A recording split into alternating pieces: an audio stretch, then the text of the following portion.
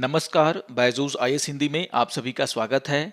और आज हम 26 सितंबर के द हिंदू समाचार पत्र में आए कुछ महत्वपूर्ण समाचारों का विश्लेषण करने वाले हैं। तो आइए शुरू करते हैं आज का समाचार विश्लेषण। सबसे पहले मैं आपको ये बता दूं कि आज के इस सत्र में हम किन किन विषयों पर चर्चा करने वाले हैं। सबसे पहले पेट्रोल और डीजल पर जीएसटी काउंसिल में जो फैसला लिया गया उसको आधार बना करके एक न्यूज आया है, हम उस पर चर्चा करने वाले हैं। वैक्सीन निर्यात का फैसला भारत के द्वारा क्यों लिया गया, इस पर जो न्यूज आया है हम उसकी भी यहाँ पर चर्चा करने वाले हैं। यूके के द्वारा भारतीयों के लिए टेस्ट और क्वारंटाइन के क्या नियम बनाए गए हैं, इस पर जो न्यूज आया है हम उस पर भी चर्चा करने वाले हैं। और क्वाड लीडर्स के द्वारा टेक्नोलॉजी को लेकर के एक प्लान तैयार किया गया है, इस न्यूज को भी हम यहाँ पर देखेंगे। और पीएम केयर की पारदर्शिता पर विपक्षी दलों के द्वारा क्या कहा गया है, इस न्यूज को भी हम यहाँ पर चर्चा करने वाले हैं। सबसे अंतिम में इन विषयों पर आधारित मुख्य परीक्षा के अभ्यास प्रश्नों पर भी हम चर्चा करेंगे। तो आइए शुरू करते हैं आज के इस सत्र को।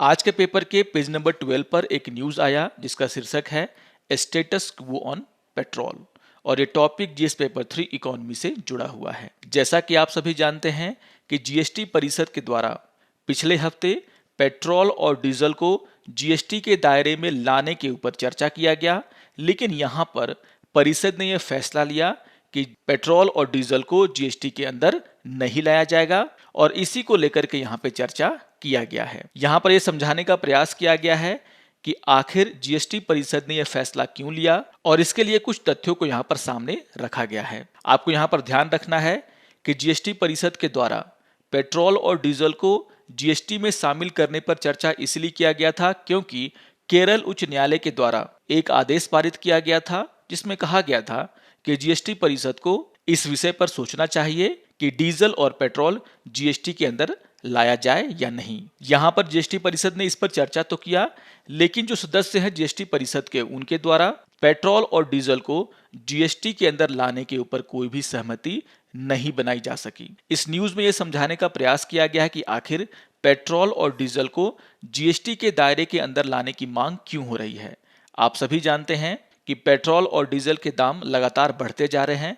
बहुत सारे शहरों में हमने देखा कि डीजल और पेट्रोल के दाम जो हैं वो 100 रुपए से ऊपर चले गए हैं, और इसके कारण केंद्र के साथ साथ राज्य सरकारों पर यह दबाव है कि वह पेट्रोल और डीजल के दामों को कम करें। यहाँ पर आप सभी को ध्यान में रखना है कि भारत अपनी तेल की आपूर्ति का 80% से अधिक आयात करता है, और इसीलिए अगर अंतर्राष्ट्रीय बाजार में कच्चे तेल की कीमतों में बढ़ोतरी होगी तो हमारे देश में जो घरेलू तेल हैं यानी कि पेट्रोल और डीजल, उनके रेट में भी बढ़ोतरी होगा। लेकिन आपको यहाँ पर यह भी ध्यान में रखना है कि भारत में अभी जिस रेट पर पेट्रोल और डीजल बिक रहा है उसमें से ज्यादातर हिस्सा जो है वह राज्यों और केंद्र के करों के कारण है, यानी कि टैक्स के कारण है। यहाँ पर आपको ध्यान में रखना है कि उपभोक्ताओं के द्वारा जितने भी पैसे इन ईंधनों को खरीदने में दिए जा रहे हैं उनमें से आधे से अधिक पैसे किसी न किसी कर के रूप में लिए जाते हैं, और इसी कारण से केंद्र सरकार के साथ साथ राज्य सरकारों पर यह दबाव बढ़ा है जनता का कि वह अपने करों को इन पर से कम करें, और इसीलिए पेट्रोल और डीजल को जीएसटी के दायरे में लाने के जो मांग है वह दिन प्रतिदिन बढ़ता जा रहा है। यहाँ पर रिजर्व बैंक ऑफ इंडिया के द्वारा भी यह सरकार से कहा गया कि पेट्रोल और डीजल में जो दाम है उनको कम किया जाना चाहिए, क्योंकि अगर पेट्रोल और डीजल के दाम कम नहीं होते हैं तो कहीं ना कहीं यह देश में महंगाई को और बढ़ाएगा, जिससे कि हमारी इकोनॉमी की जो रफ्तार है वो भी कम हो सकता है। तो इसको लेकर के भी सरकार को बहुत ज्यादा दबाव यहाँ पर झेलना पड़ रहा है। यहाँ पर इस बात की भी जानकारी दी गई है कि आखिर केंद्र और राज्य सरकारें पेट्रोल और डीजल को जीएसटी के दायरे में क्यों नहीं लाना चाहती हैं, और यहाँ पर इसका मुख्य कारण है पेट्रोल और डीजल से होने वाला राजस्व। आप सभी जानते हैं कि केंद्र सरकार को और राज्य सरकार को पेट्रोल और डीजल की बिक्री से बहुत ज्यादा राजस्व की प्राप्ति होती है, और वे इन्हें खोना नहीं चाहते हैं। इसीलिए जीएसटी परिषद में यह फैसला नहीं हो पाया कि पेट्रोल और डीजल को जीएसटी के अंदर लाया जाए। यहाँ पर कुछ डेटा दिया गया है और कहा गया है कि अगर हम ईंधन करों की बात करें तो 2020-21 में संयुक्त रूप से केंद्र और राज्य के खजाने में इसके कारण लगभग 6 लाख करोड़ आए हैं, और अगर घरेलू ईंधन को जीएसटी के दायरे के अंदर लाया जाएगा तो यहाँ पर ये जो इनकम है केंद्र और राज्य सरकारों की वो काफ़ी कम हो जाएगी, उस पर असर पड़ेगा। जैसा कि मैंने कहा कि अभी राज्य और केंद्र सरकार के द्वारा जो टैक्स लगाया जाता है पेट्रोल और डीजल पर, वह 100% से ज़्यादा है। और अगर इन्हें जीएसटी के अंदर लाया जाता है तो यहाँ पर जो जीएसटी का उच्चतम स्तर है वह 28% का है। तो आप देख सकते हैं कि यहाँ पर राजस्व में कितना कमी होने वाला है अगर पेट्रोल और डीजल को जीएसटी के अंदर लाया गया तो। अभी यहाँ पर 100% से ज़्यादा का टैक्स लगाया जाता है, वहीं पर यह टैक्स घट करके 28% हो जाएगा और इसके कारण केंद्र और राज्य को राजस्व में बहुत ही नुकसान होने वाला है। और यह एक प्रमुख कारण है जिसके कारण जीएसटी परिषद में यह फैसला लिया गया कि पेट्रोल और डीजल को जीएसटी के अंदर नहीं लाया जाएगा। यहाँ पर एक और महत्वपूर्ण कारण है जिसको आपको ध्यान में रखना है। यहाँ पर विशेष रूप से राज्य केंद्र पर टैक्स के लिए और अधिक निर्भर नहीं होना चाहते हैं।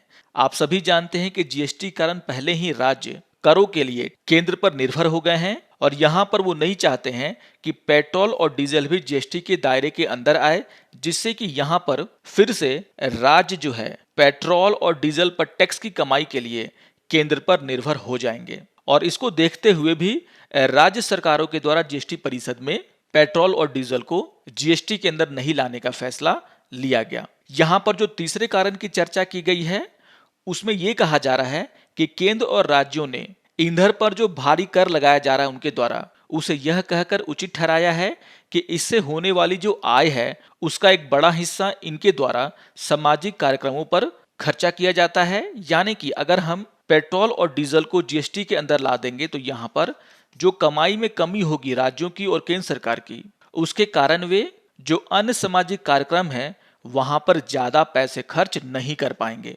तो इन सभी बातों का यहाँ पर चर्चा किया गया है कि आखिर वे कौन से कारण है जिसके कारण केंद्र और राज्य ने यह मिलकर के फैसला लिया कि जीएसटी में पेट्रोल और डीजल को शामिल नहीं किया जाएगा। यहाँ पर आगे की राह की चर्चा की गई है और कहा गया है कि चूंकि पेट्रोल और डीजल पर जो कर लगाया जाता है उसके कारण केंद्र और राज्य दोनों को भारी कमाई होती है और अगर पेट्रोल और डीजल जीएसटी के अंदर आ जाएंगे तो यहाँ पर उनकी कमाई पर असर पड़ेगा और इसके कारण ही यह संभावना कम है कि इन ईंधनों को जल्द ही जीएसटी के दायरे में लाया जाएगा। तो इंपॉर्टेंट न्यूज़ है, इसको आप लोग जरूर ध्यान से पढ़ लेंगे।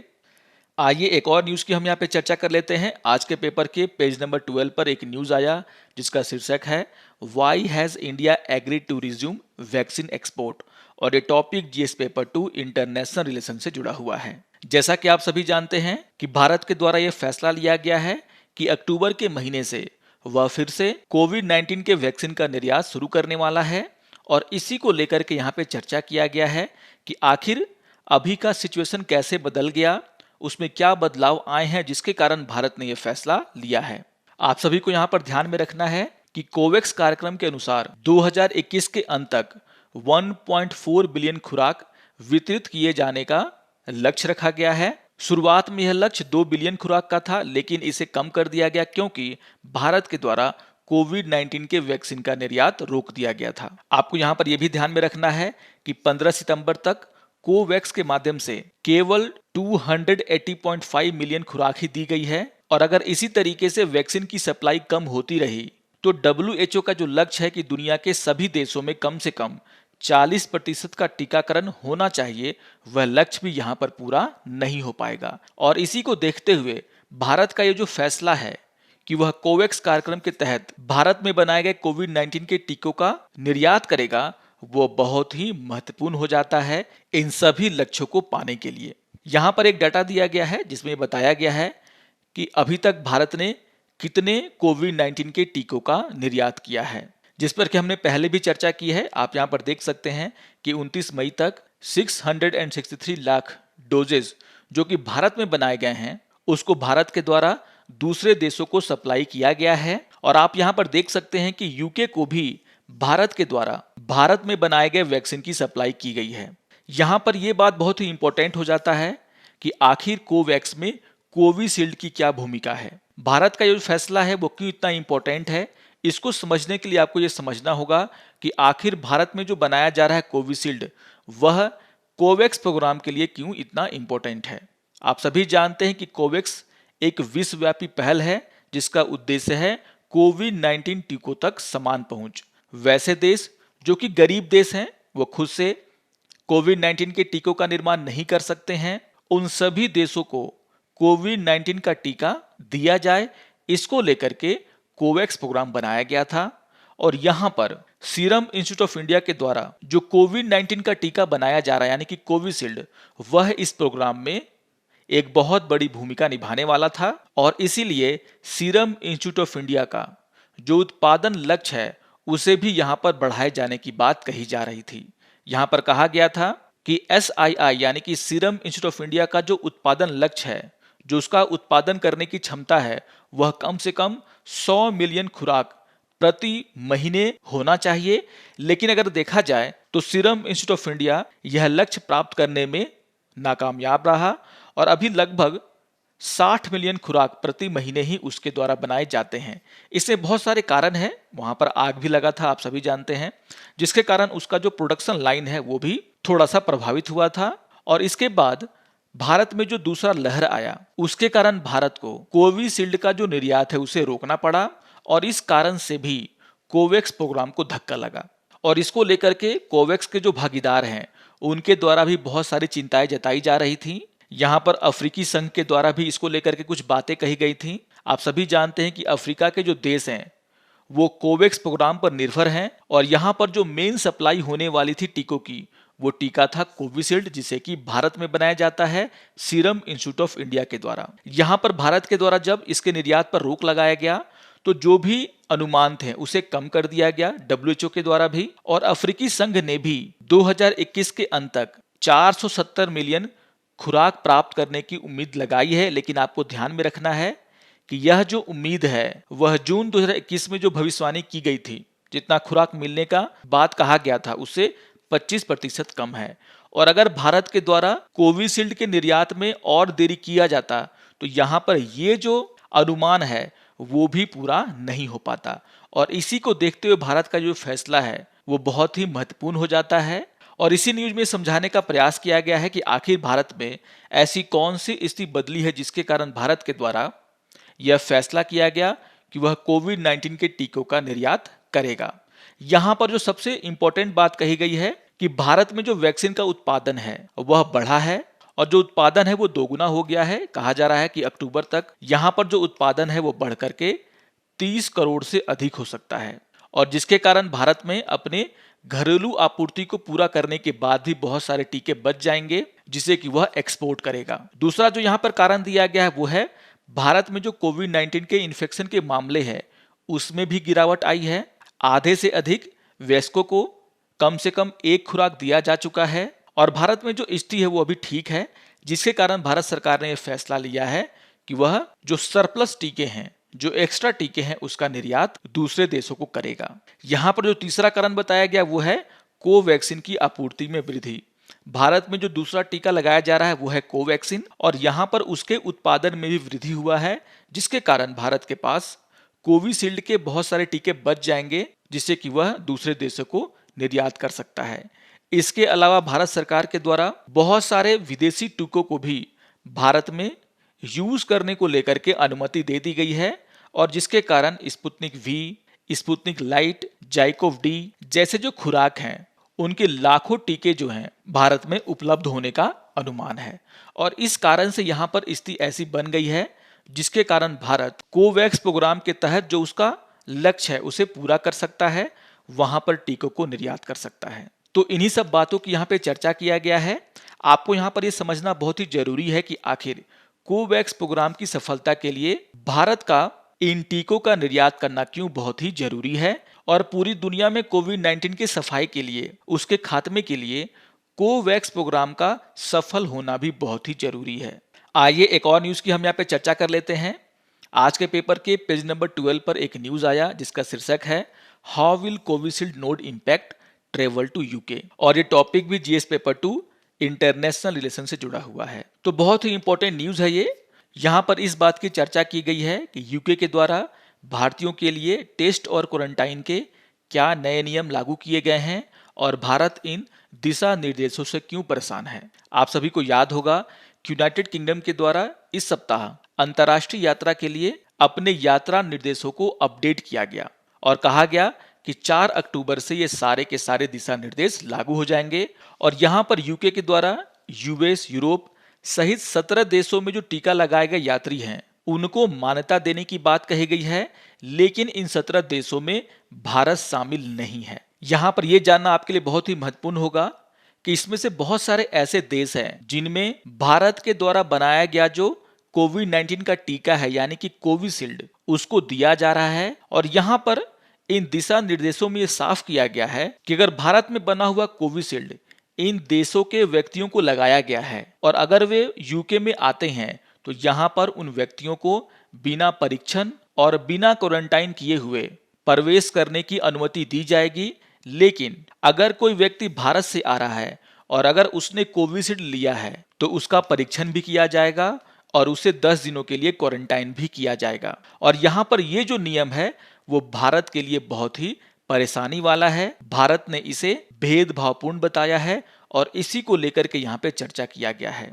इस न्यूज में समझाने का प्रयास किया गया है कि भारत के द्वारा ऐसा क्यों कहा गया कि जो दिशा निर्देश हैं वह केवल भेदभावपूर्ण नहीं बल्कि विरोधाभासी भी हैं।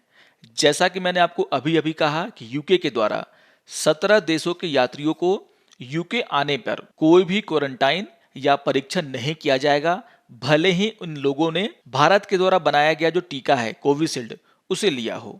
लेकिन अगर कोई भारत से जाता है जिसने कि कोविशील्ड का टीका लिया है तो उसे वहां पर क्वारंटाइन किया जाएगा, उसका परीक्षण किया जाएगा। और इसी को देखते हुए भारत ने कहा है कि ये जो निर्णय है वो काफी विरोधाभासी है, क्योंकि इन देशों में से बहुत सारे देशों ने सीरम इंस्टीट्यूट के द्वारा बनाया गया जो कोविड-19 का टीका है यानी कि कोविशील्ड उसे स्वीकार किया है और इसीलिए ये जो निर्णय है वो काफी विरोधाभासी है।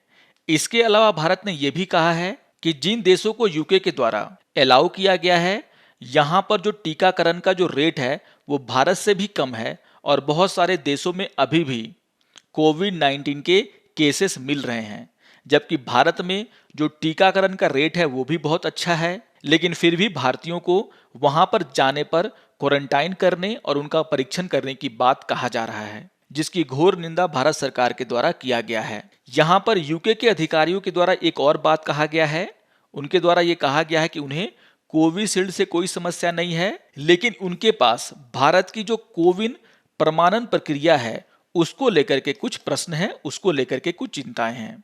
यहाँ पर यूके की चिंता क्या है कोविन को लेकर के उसकी भी चर्चा किया गया है। यहाँ पर यह कहा गया है कि ब्रिटिश और भारत सरकार के अधिकारी यूके के NHS ऐप और भारत के कोविन ऐप के बीच में इंटरपोर्टेबिलिटी को लेकर के चर्चा कर रहे हैं। आपको यह ध्यान रखना है कि कोविन ऐप एक ऐसा ऐप है जहां पर भारत में जिन लोगों को टीका लगाया जाता है उनका डेटाबेस रखा गया है। और जब ये बात सामने आया तो यहाँ पर चर्चा ये होने लगी कि यूके के द्वारा कोविन के डेटा को लेकर के कुछ शंकाएं जाहिर की गई हैं, जिसको कि भारत के द्वारा यह कह के खारिज कर दिया गया कि 50 से भी अधिक देशों ने कोविन ऐप को यूज करने को लेकर के अपना इंटरेस्ट दिखाया है, यानी कि भारत का जो कोविन ऐप है वो बहुत ही सही तरीके से काम करता है।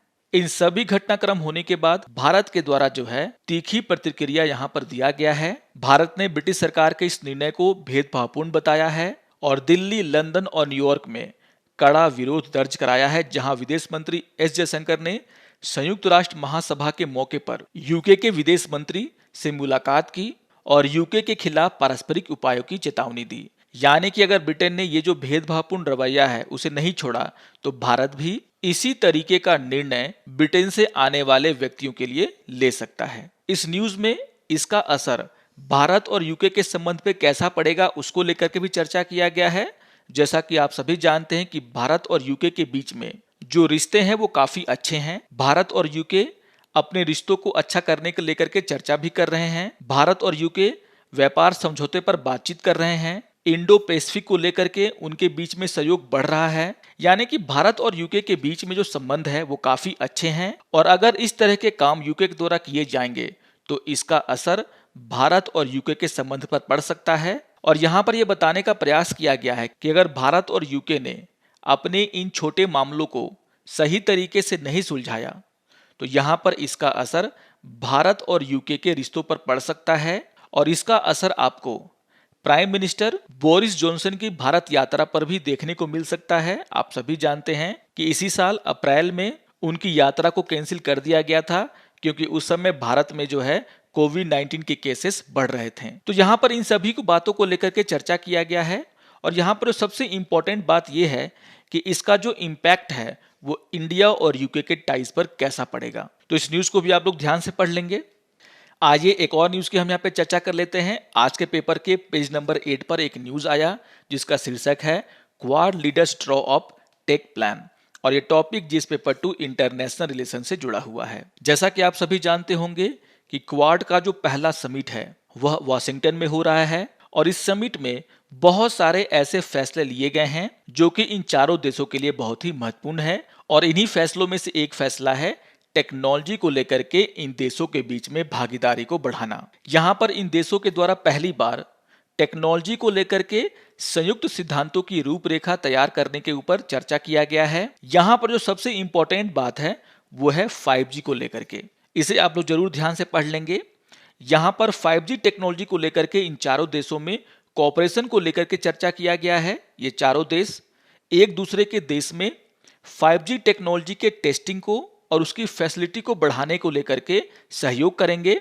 और आपको यहाँ पर ध्यान में रखना है कि भारत के द्वारा भारत में 5G का जो ट्रायल है उसको लेकर के कुछ अहम बातें कही गई हैं, और यहाँ पर भारत के द्वारा चाइनीज कंपनियों को 5G ट्रायल में भाग लेने से रोक लगा दिया गया था। और इसको देखते हुए यह बात बहुत ही महत्वपूर्ण हो जाता है कि भारत के द्वारा क्वाड के अन्य देशों के साथ यानी कि जापान, ऑस्ट्रेलिया और यूएस के साथ 5G को लेकर के चर्चा किया गया है। आपको यहाँ पर ध्यान में रखना है कि 3G और 4G के रोल आउट में चाइनीज कंपनियों का बहुत बड़ा हाथ था, लेकिन यहाँ पर लाइन ऑफ एक्चुअल कंट्रोल में जिस तरीके से भारत और चीन के बीच में तनातनी देखने को मिल रहा है उसको देखते हुए भारत के द्वारा 5G के ट्रायल में चीनी कंपनियों पर रोक लगा दिया गया। और यहाँ पर ये जो फैसला लिया गया है भारत के द्वारा कि भारत क्वाड के अन्य देशों के साथ 5G के टेक्नोलॉजी को लेकर के चर्चा करेगा, सहयोग करेगा, वह कहीं ना कहीं चाइना को और गुस्सा दिलाने वाला है,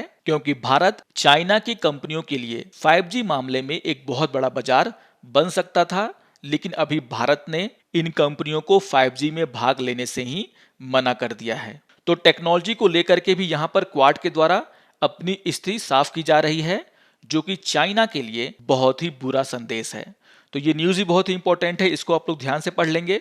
आइए एक और न्यूज पे चर्चा कर लेते हैं। आज के पेपर के पेज नंबर 8 पर एक न्यूज आया जिसका शीर्षक है opposition demands greater transparency over PM cares, और ये टॉपिक जिस पेपर 2 गवर्नेंस से जुड़ा हुआ है। आप सभी को यहाँ पे ध्यान रखना है कि दिल्ली हाईकोर्ट में केंद्र सरकार के द्वारा ये कहा गया कि पीएम केयर फंड जो है वो गवर्नमेंट का फंड नहीं है, और इसी को लेकर के बहुत सारे लोगों के द्वारा, ऑपोजिशन पार्टी के द्वारा इसकी ट्रांसपेरेंसी को लेकर के, इसकी पारदर्शिता को लेकर के सवाल उठाए जा रहे हैं।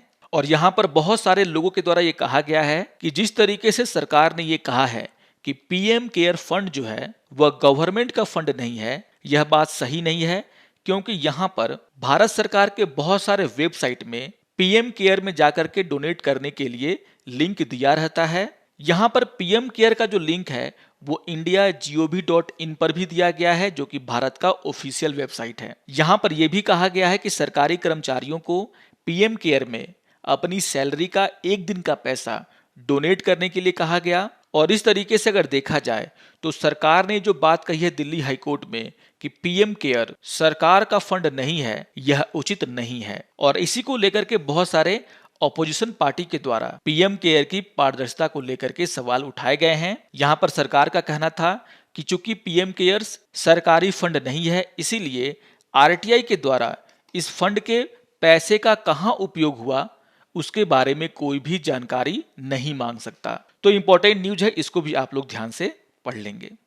आइए अब आज के विषयों पर आधारित मुख्य परीक्षा के अभ्यास प्रश्नों पर चर्चा कर लेते हैं। यहाँ पर क्वेश्चन नंबर 1 है, जीएसटी परिषद ने अभी के लिए ईंधन को कर व्यवस्था के दायरे से बाहर रखने का फैसला क्यों लिया है, इसका समालोचनात्मक विश्लेषण कीजिए।